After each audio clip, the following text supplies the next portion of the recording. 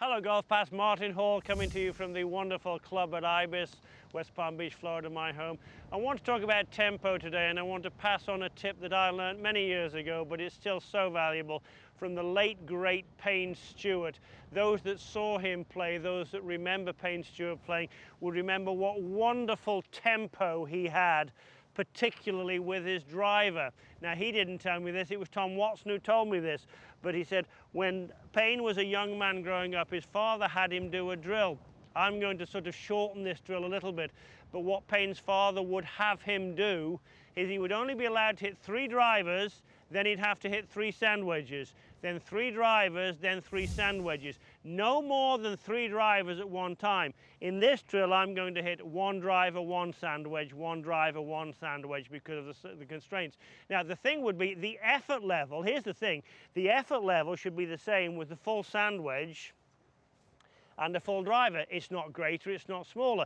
The club will go quicker. Of course it'll go quicker. It's a longer club, it's a different lie angle, it's lighter. Of course it's going to go quicker. You're going to stand further away from the ball. But in terms of the effort you feel you apply, whether you're hitting the sand wedge or the driver, if it was a full sand wedge, my pace would be something similar to this. So there's my effort with the sand wedge. Now I'm going to try and just duplicate that exactly in terms of my feel of the effort. The fact the club is longer and lighter, and therefore I stand further away from the ball, makes the club go faster. But in my mind, I'm not applying any more effort with this than I did with the sand wedge. It's about the same amount of speed and effort to my feel, to my mind. So one more time. What a great way to do it. There's nothing worse, I don't think, than having a great big bucket of balls here and seeing people hit 20, 30, 40 drivers.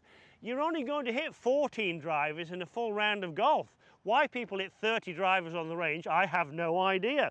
Much better that you hit 1 sand wedge,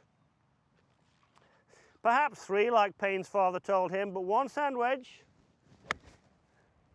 and then by your feel, it won't be the real, but by your feel, the same effort level. Now, will you hit your longest drive doing that? Maybe not. But will you hit it in the fairway? Almost certainly. And golf is a game of distance and direction, so my feel is this is very similar in pace to me to the sand wedge.